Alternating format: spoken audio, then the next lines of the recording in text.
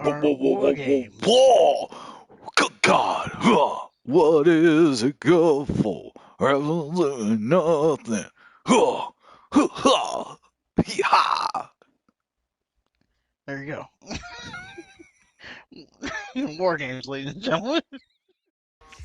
So yeah, war games. We I start I off wrote with. down. Oh, go ahead. Oh, I was gonna say before it even started, right? Before war games started, the little pre-package with Ozzy Osbourne. Was the greatest thing ever, That right? was great. Yeah. Yeah, that was great. And War Pigs was like, I don't know, you couldn't pick a better. I would say Right. it's, it's I don't know, that just got me ready. I was hoping though. I said, I hope he doesn't bite the head off of a chicken. Like, I know he's retired now. Well, I guess they just released a new album, but I was like, I know he's not doing his like thing anymore, but you know, him doing this thing for war games, he might just like get back in the mood and just like, give me that chicken. It's just I just thought he looked really old. he did look old. I thought they could have done the package without the close-ups of Ozzy Osbourne looking old, but it was still great. Well, It got me. yeah, it was great. I said I wasn't into it at all, but that song completely got me into it. So, well done. Whoever, it's probably Triple H. He's the rock guy.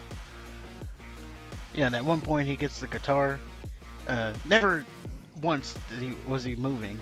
Right. So there was that too. But he had a guitar at one point. I'm like, well, how did he get that? It was like the old.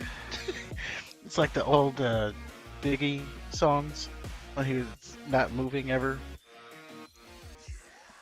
Oh right, In yeah. the music videos, he's Yeah. never moved. And then there's that one where Puff Daddy and Mace are running to the helicopter, and he's already in. I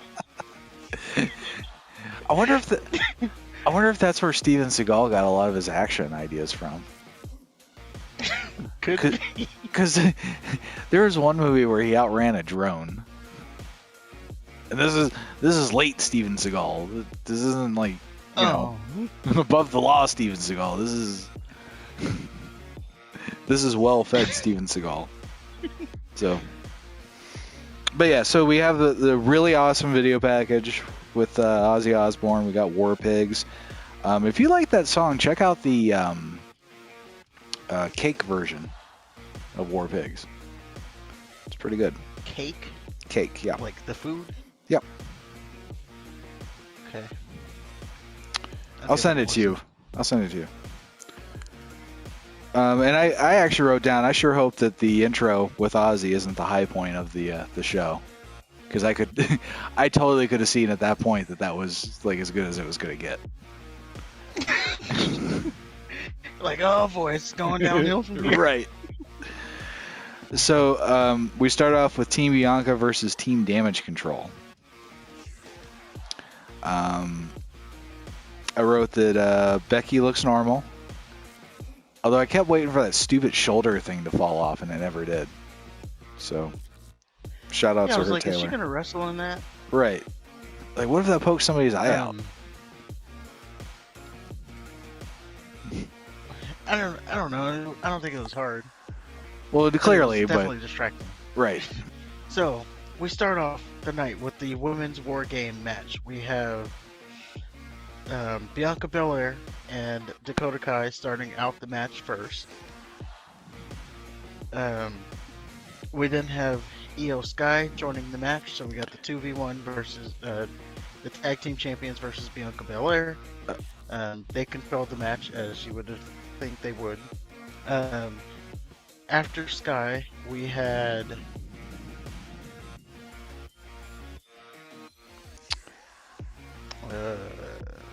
It was I messed up my notes. it was Bailey, wasn't it? No. No. It was Nikki Cross. Was it? So then it was 3. See, that's what I wrote down, but it couldn't have been. Because then that would be 3 versus 1. Belair won, so it was Dakota Kai with oh, well, hold on. Ripley won, so it started off with Bianca Belair and Dakota Kai. Then Io Sky came out. Then Asuka came out. Ah, there we go. That's what it was. So Asuka was after that. Then we have Nikki Cross. Nikki Cross, she spends half of her 3-minute timer throwing weapons into the ring. And then she gets in the ring. I wrote that down. I said spending all your advantage time getting shit from under the ring is very smart. And what was worse, she was like running and smiling, and it just looked. She looked like she had a mental illness. Yeah, I can't stand her. Everything about her. Her stupid little smiling and her laughing and her look, just awful. Asuka and Io Sky had an exchange that was fucking awesome. Yeah, we got that tease for that one-on-one match. After Cross was Alexa Bliss, then we had Bailey, then we had Meacham, which is Mia Yim. Then we had who's also Meacham, and they couldn't figure it out. And then they kept saying, "Yeah, Meacham, Mia Kim."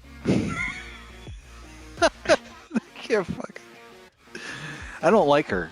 Well, I don't like her because of the stupid name thing now. Okay, so she comes in as Mia Yim. They changed her name to Meacham. Mm-hmm. They changed it on WWE.com. They changed it on that Raw. Because they like half of them were calling her Mia Yim and half of them were calling her Meacham. Yeah. But they officially changed it on WWE.com. And then they changed it back. I would assume after the backlash. So what she's backlash? Back to Mia Yim. Everybody said it was stupid. Oh. Okay. Yeah.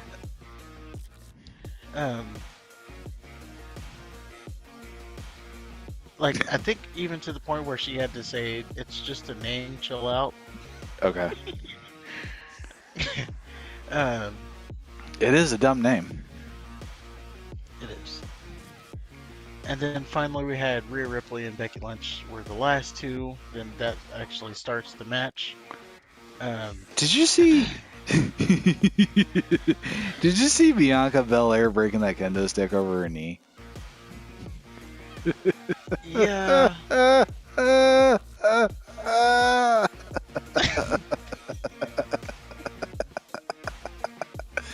What was that? Bianca didn't have a good match. I'll just say. I've never seen her have a good match. So, what he's describing is she tries to break it over her knee. It doesn't break. And then she drops to the ground on her knee and she's still pushing.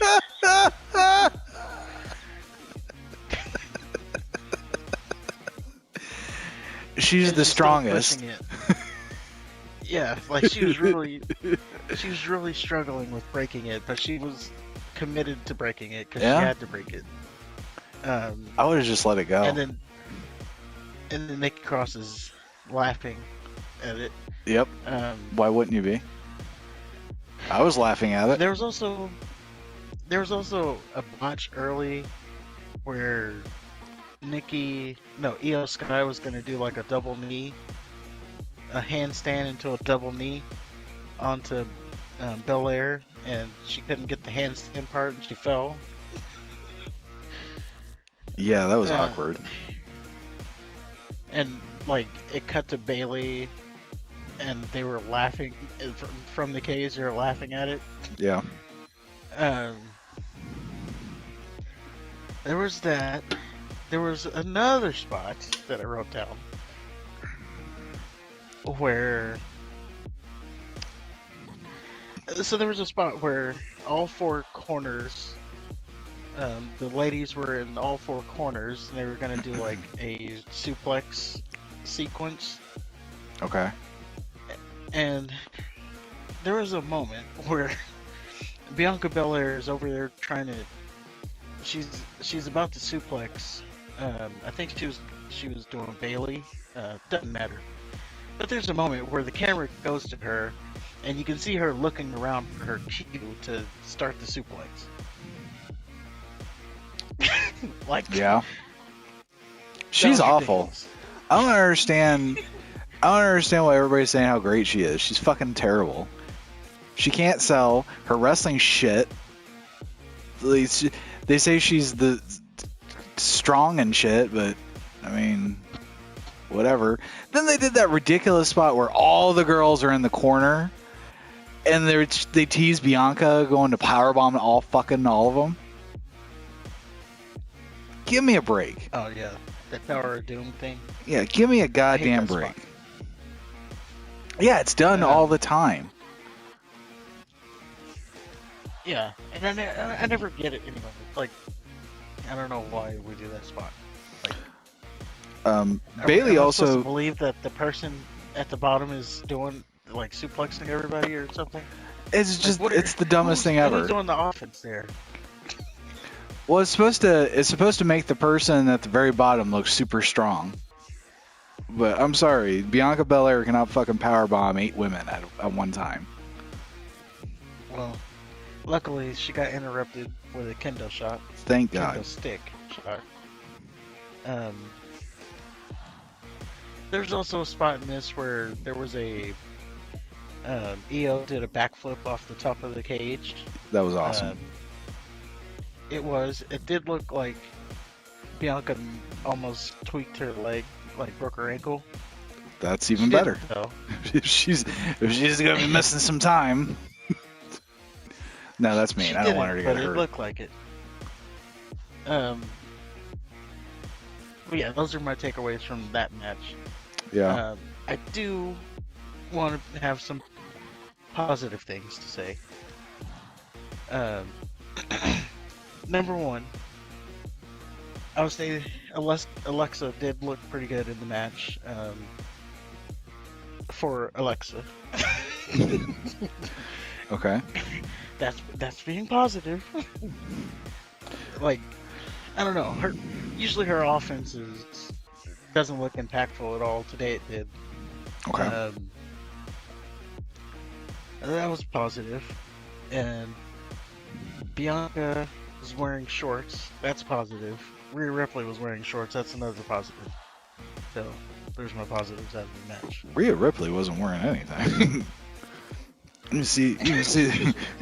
can see those cheeks just flopping. Yeah, that was definitely a positive for the match. Yeah. I can't disagree with you there. So my notes were Nikki Cross and Bailey spending all that time getting weapons. And at one point I wrote, like, how many fucking weapons do they need? They were getting weapons that were already in the ring. Like, Bailey got ladders, but somebody was getting trash cans. And there were trash cans in the ring. Mia Yim, she's getting trash cans, and there's fucking trash cans already in the ring. So, like, why would you waste time? It made no sense to me. I thought it was weird that it was a cameraman just chilling out in the middle of that little separation there. I didn't notice. I noticed him, and I couldn't not notice him. Just.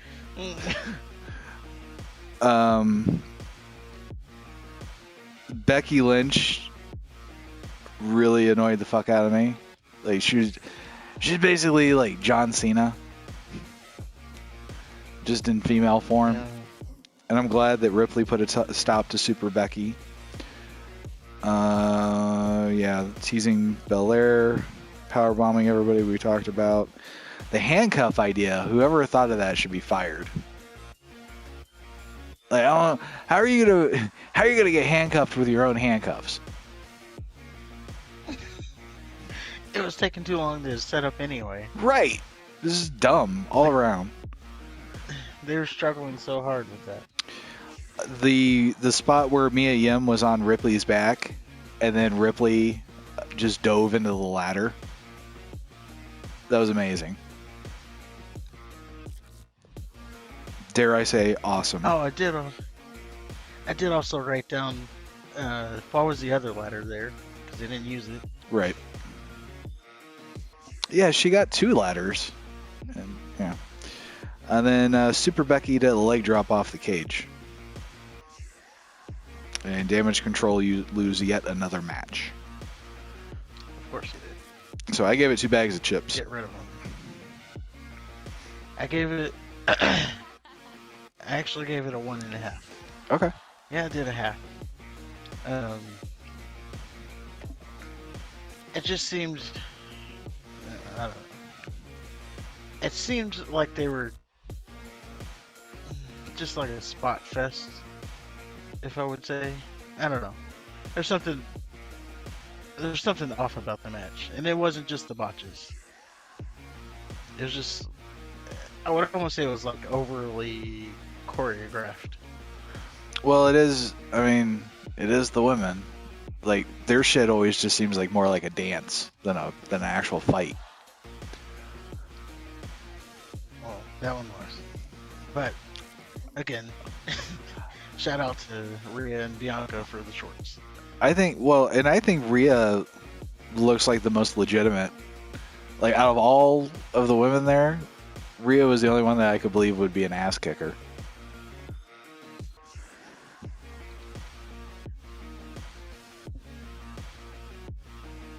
She might be the Royal Rumble. Yeah, she might be. But I thought I didn't have any expectations for the match, so that's probably why I liked it more than I probably should have. Oh, well, there you go. But so after that, or any final thoughts on the ladies? Nope. Okay.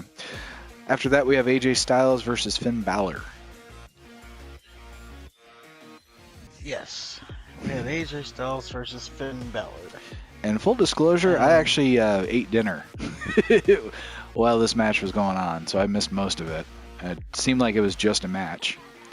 And the calf crusher spot at the end was nice, where to get out of it, Finn smashed AJ's head repeatedly against the ring. Yeah. But I gave it 1 bag of chips. I gave it 2 bags of chips. I like the presentation they're doing with Balor. He seems like it just as he was walking out. I don't know if you saw his entrance, and I don't know what the hell he had on his head. But it looked like it looked like a gimp mask. Well, he had I don't know if it was Crown Jewel or Extreme Rules, but he had like a spike mask on. Yeah, I think that was Extreme Rules. Okay. Yeah, he had that spike mask on. This time he just had like a solid black mask on. I was wondering how he could even see through that thing, but and then even AJ came out with a mask. His mask was, I don't know what the hell that was. It was like the old Fallout like gas masks. Okay. Because you know the OC, they have that gas mask thing. That's what it was supposed to be. Yeah. So I do like the presentation, just comparing him back to like what he was in the Vince McMahon era. Okay. I like the presentation they're doing with Balor now. I've been hearing reports that Balor was supposed to be getting a big push. So you can imagine my surprise when he lost this match as clean as can be. He has been getting a big push though. He's been prominent. He's been featured like on almost all of Raw. I remember he made Edge quit before he bashed his wife's head in with a chair. But I think since like the Triple H era, I think this is like his first loss. I think so too. As like a one-on-one. But yeah, it was a simplistic loss. He lost with just one phenomenal forearm. So, and ultimately, this Raw could have just been the main event of a Monday Night Raw, Yeah, or this match. it was just there. So, There was nothing special about it. yeah. Yeah, so for that, I give it 2 bags. Fair enough. Um, next up, we had Ronda Rousey versus Shotzi. Welcome to the ball pit For the women's championship. for the SmackDown Women's Championship. Shotzi had I'll the check. worst apron DDT I've ever seen in my life. Oh my god, that was. I wrote down ultimately there was only one botch, and that was the botch. Yeah. Whatever the hell she was going for there. Ronda plays a really good cunt. Like, I can't imagine her being a babyface. Shayna looks like Shayna's a good mongoloid goon. I thought it lasted too long, especially since, much to your point earlier, they're two, badass MMA fighters, and Shotzi is a Shotzi. So how this? Especially like before the match, they were sitting there talking about all the ligaments that she can break and this, that, and the other. It's like, oh, you can snap her ankle. Yeah, but maybe I want to snap her arm. Right. They're doing that, and then the match went. I got 7 minutes. That might be inaccurate, but Okay. that's what I got. 7 minutes. I timed it because I said this match should not be more than 4 minutes. It shouldn't be more than 5 minutes if I'm giving it. That's like a UFC title match. Mm-hmm. You get 5 minutes in the first round. It shouldn't go past the first round. So Yeah. And the fact that Shotzi held her own against Shayna Baszler and Ronda Rousey is a joke. I don't know what's big. I don't know what's a bigger joke: the fact that they're trying to make us believe that Shotzi can hold her own against those two women, or that Liv Morgan's a hardcore icon. I mean, she's Terry Funk. Yeah. She's Cactus Jack over there. So I gave this bag half a bag of chips, or I gave this match half a bag of chips, rather. Obviously, Ronda won. I gave it. The fact that, and it was way too competitive than it should have been. Yeah, it was super competitive. I gave it 1 bag of chip.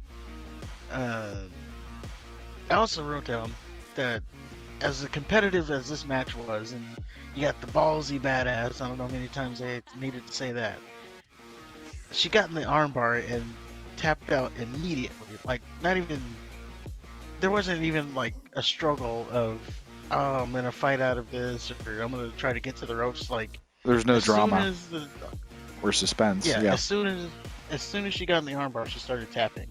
So, like, we got all this build, and then you end the match right away because you get put in the armbar. Right. So, kind of booking blunder there. Yeah, I don't get it at all. The ladies that they decide to push are just awful. Well, I think we know why this happened. Why? Because it's War Games and Shotzi has the tank. So you're telling me that Shotzi was put into a title match simply because her gimmick involves a tank? Yes, and it's War Games. Obviously. Why wouldn't she be put in the War Games match then?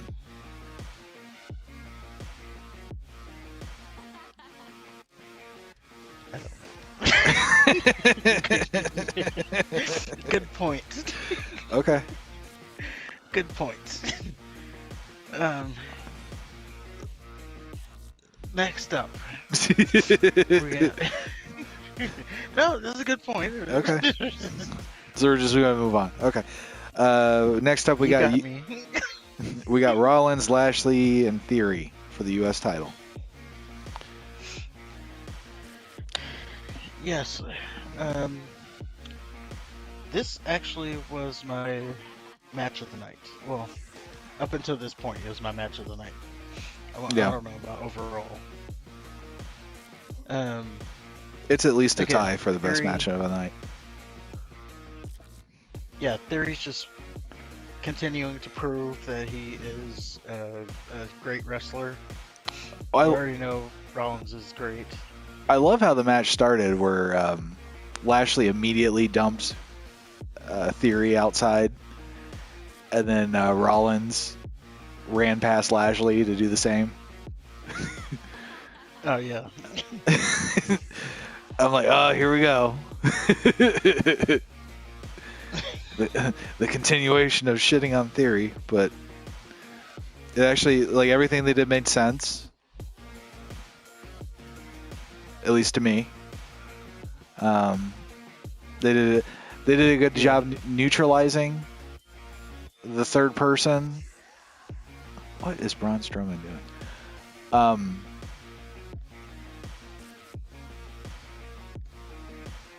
Help me.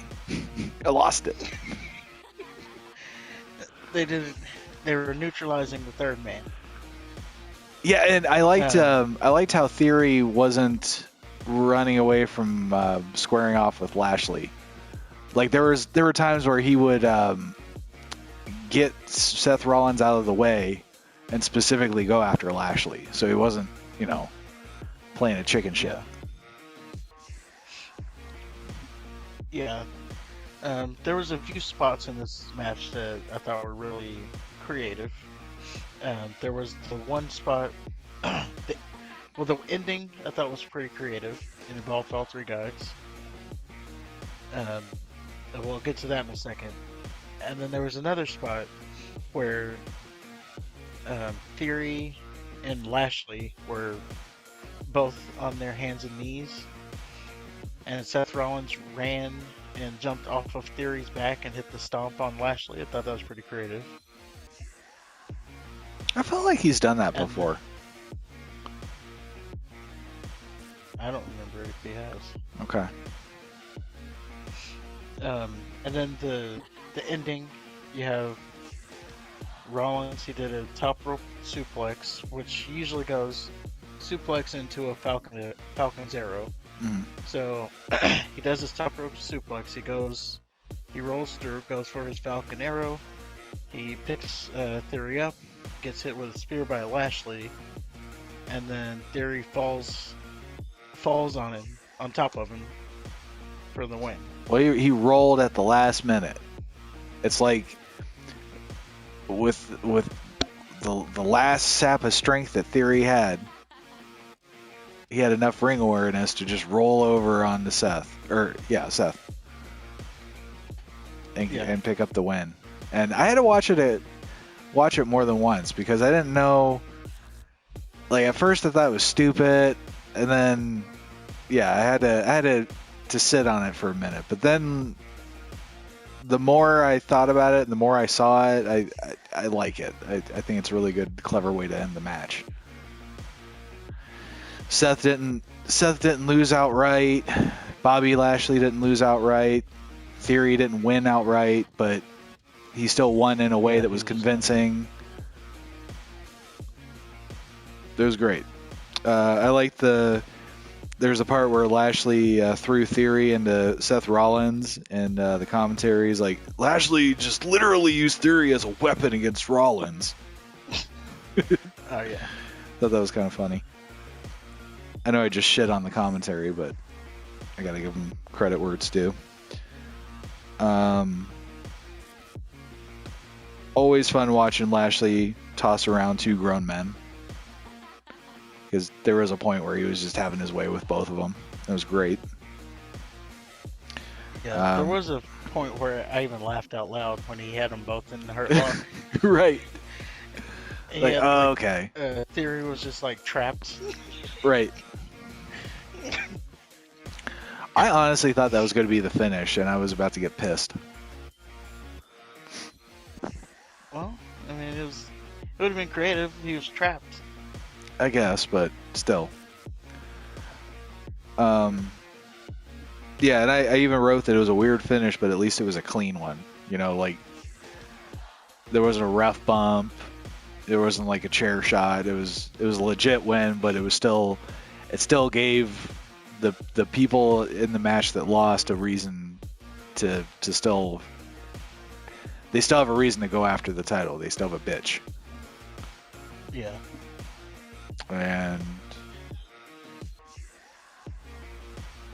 I wonder if Rollins is going to be the next in line for Reigns again, or if he's going to continue to feud with Theory because they got the title off of him. So I don't know if they have like bigger plans for Rollins, because Rollins was he was kind of like Cena, where he was wrestling every Monday and doing the open challenge, which was entertaining as shit. Yeah. Like some of the best moments of Raw have been those U.S. title open challenges. So for them to, I don't know, for them to do away with that, either Seth Rollins is going away or he's got a big feud or he's going after Roman. Well, I think this was more so just them trying to build Theory back up. I guess trying to like get past the whole Money in the Bank fiasco. Mm-hmm. I'm gonna put aside the whole thing about him winning the United States title. I did not include that in my rating. Obviously it doesn't make sense that going back to him cashing in only to turn around and win the title now, and also that being an open challenge. Still didn't make sense. Right. That he just failed to cash in, but now he turns around and wins the title. Right. So he could have. So I'm gonna put that aside in the rating. But I think this is more so building Theory back up because they knew they fucked up with that whole thing. I don't know what they thought was gonna happen. I thought maybe they just thought like the fans were gonna be okay with it. I don't think they were thinking at all. They just wanted to get the briefcase off of Theory. He had Triple H just scratching his head. How do we get this thing off of Theory? Let's shit on got him. it. It worked for me.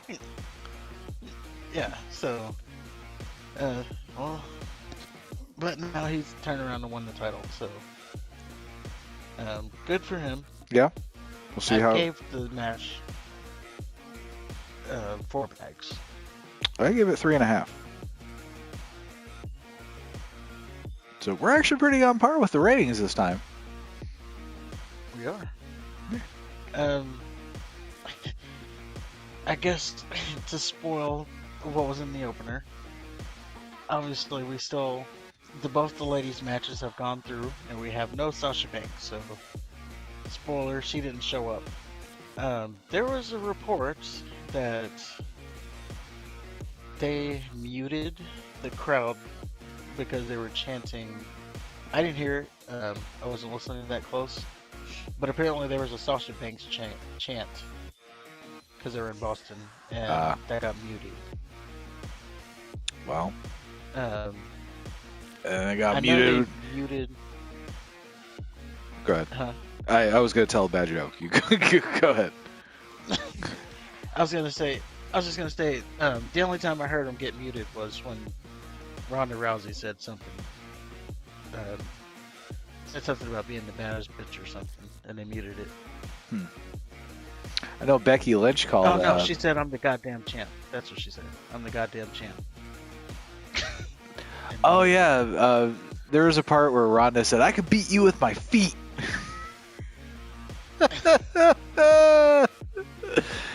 I beat you just with my feet. Yeah, she's a good bitch. Yeah. Okay, so anything else with the U.S. title? No, we're pretty close on the rating there. All right. And that brings us finally to our main event of the evening. In our final War Games match, we have the Brawling Brutes with Drew McIntyre and Kevin Owens versus the entire Bloodline. Yes, and I will say, let me just say real quick. Yeah. That since it's not a title match, I'm not going to do the whole thing. So. those only happen for title matches. What whole thing? My big main event of the evening, the reigning independent, all that stuff. Oh, okay. Not gonna happen because I just want to make sure that everybody knows that that's why it's not happening. Okay.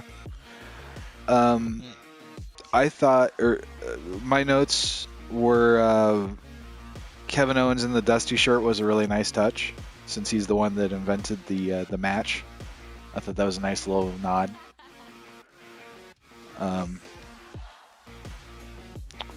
I had a thought though, like the whole thing was around Sami Zayn betraying the bloodline, right?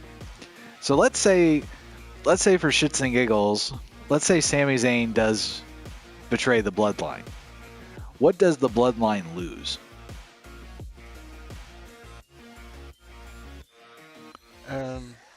They just lose a match, right? Yeah. Like they don't lose their titles, they don't lose their power, they don't really lose anything. And conversely, like what does Sami Zayn gain? He doesn't gain power, he doesn't gain titles. So it was just really weird that they had that. There's no real stake if, like, even if he fucked them all over and they lost the match, they'd still show up on Monday, like, okay. They just lost a multi-man match. So, anyway. Right. So yeah, it didn't make sense. I just had that thought. You make a good point there. I noticed that when the Bloodline came out, Sokoa Joe didn't throw up the one. I don't know if that's a thing that he does or not, but that kind of, I thought maybe he would be a turncoat if they were going to go that direction. He was just being a straight hard ass. Okay. Yeah, and yeah, that ultimately my hunch was wrong, but I just happened to notice. I was getting major Umaga vibes from him today, though. I know you call him Joe, but I was getting Umaga. Like when he had that moment where him and Kevin Owens were like in the middle, and Kevin Owens threw him into the cage and he no-sold it. Yeah. And then he kept hitting him, and he was doing the Umaga thing. Right. I don't know. He was like absorbing the punches. He'll always be Sokoa Joe. Powerful. He was absorbing the punishment and getting more powerful. It's almost like he was hulking up, if you want to go that far. And he went head first into the cage and just turned around slowly. Yeah. But then the super kick, that did him in. Jay, yeah, Jay was awesome, as always. He kept selling Mouthpiece McFingerbang's move. Like, you know how he always does the little finger breaking shit and the same shit over and over and over and over and over again? Because he doesn't have any diversity in his offense. Oh. Butch? Yeah. I call him Mouthpiece McFingerbang. I don't even know who... I was like, I don't even know who that one is. Gotta keep up. I was trying to figure that one out. I'm like, who could that even be? But yeah, the whole match, Jay is selling his hand. Like, I don't know if he legit has an injury or not, but like every time he'd punch somebody, like, oh damn, like I just thought that was really cool. I noticed that Jimmy wasted time getting tables right around the time where I said, man, this is really good, and they don't have to get weapons. Yeah. That 10 beats of the bell drum spot was really dumb. I think out of the whole match, that was probably the part that like got me out of it. It's just stupid. Okay. And the finish was awesome. The finish was definitely good. This might be the best Survivor Series I've ever seen. Yeah, the story, like, this whole you want to talk about long-term booking? They've been building this like for months. Jay not accepting Sammy, and then Sammy finally did something to prove himself to Jay, turning on Kevin Owens. Um, like if you kept a equal eye on things, as I did, I don't know why I did, but Sami Zayn and Kevin Owens, they had never gotten physical up until that end moment. No, I think there was Like even a part where Sami Zayn stood in Kevin's way, and then somebody else tangled up with Kevin, and then they kind of separated then. But that was like so that was the extent of their that was the extent of their altercation. Yeah, there was the face-off. Didn't get physical there because someone interrupted. And even like during the count after Owens hit the stunner on Roman Reigns, Sami Zayn broke it up by holding the ref's arm. He didn't hit Kevin Owens. Right. So I thought it was clever that they hadn't gotten physical yet until the turn. Oh, I don't know if it was a turn because he's already a heel, but that's they. What I don't understand is they made it seem like he sold his soul, but isn't the Bloodline's a heel faction, right? Yes. Like I don't. And they made it seem like he just snapped and he's like a bad guy now, but and the fans were booing and like he was already a heel. What are you doing? Okay. I'm glad it's not just me then. Like he just recommitted himself to his heeldom. Okay. Or is he supposed to be a heel but friends with Kevin Owens, who they've already wrestled? I don't know. People thought he was gonna. They wanted him to turn back, but as you said, if they did it there's no real game. Like no, they just lose a match. They just lose a match. They don't lose a title or anything. Yeah. Like, oh, we lost War Games. Okay. I still have my 2 belts. My brothers still have, or their cousins. Well, my cousins still have their 2 belts. Sokoa Joe still has his towel. I mean, yeah. So nothing's really lost. Right. But so, what would you give this match rating wise? Or did we go over the finish? We didn't. I kind of. You alluded to it. Yeah. So the finish saw.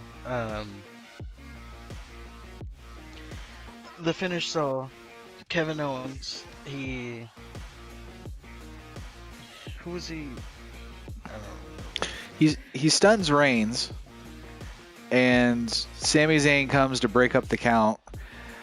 And then Sammy and Owens have a face-off, and Owens is like, "Oh, this is your family," blah blah blah blah.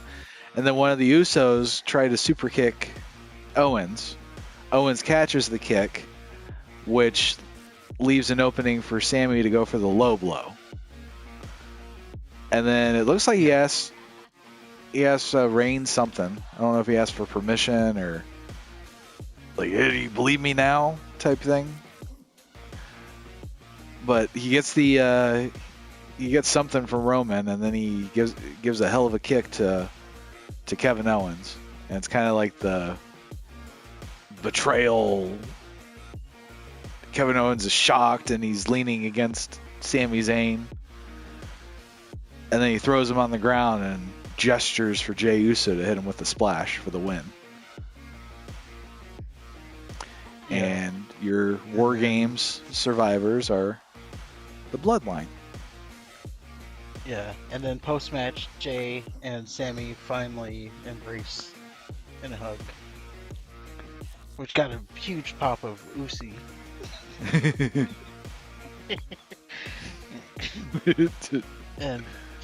and Sammy Uso. And I was saying, he is no longer honorary. He is full-blown Uso. Does that mean that did Booker T win the bet then on the pro? Did you watch the pre-show? Yeah. Booker T and Paul I forgot. Rosenberg had a little bet. Just curious. I can't remember who bet on Yeah, who though. I forgot who said on who, but I remember he was like, "There's like a Denny's meal on this right here." Well, I love that. I love that Paul Rosenberg was clearly trying to not bet. He was just doing it for the camera, but Booker T was all like, "Oh no, we're betting. You better pay up too." Oh yeah, that was the funny part. He was like, "You better pay up." I'll threaten you on TV. I don't care. And you have the Kings like, "Wait, get this on camera."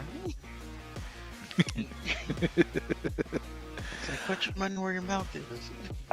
So what would you give the men's War Games? I gave it.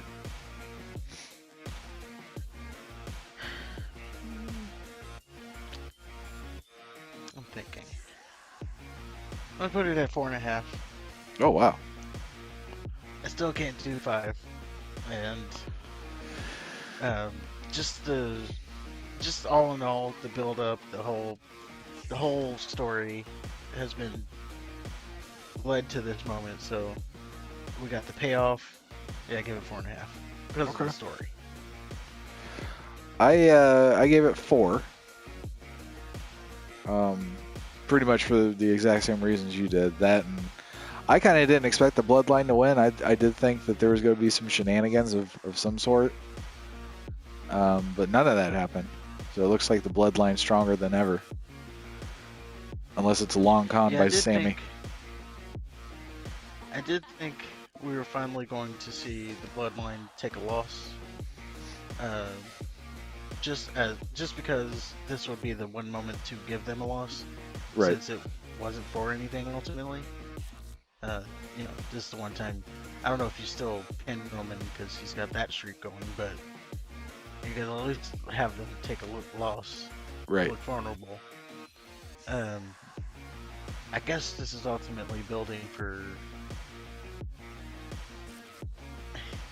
It's still kind of looking towards.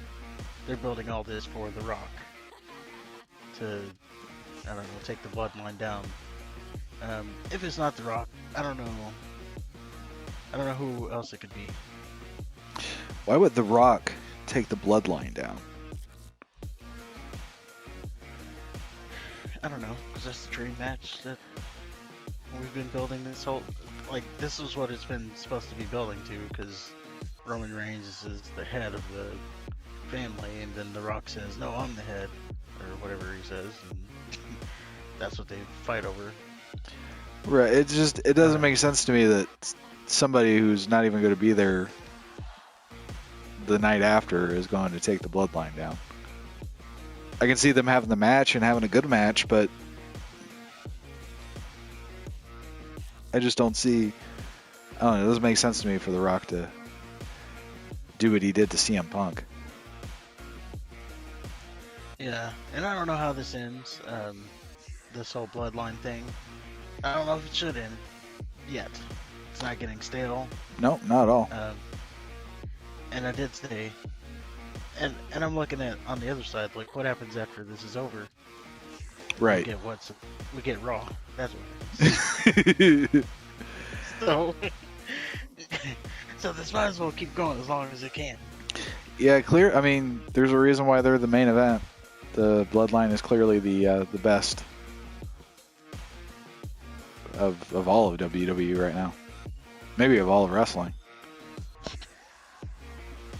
Yeah, they are the top. I just wish they would invest maybe just a smidgen of that energy to some of their lower card. Yeah, they need to spread it around for sure. But again, we're going to WrestleMania season, so hopefully it's going to turn around.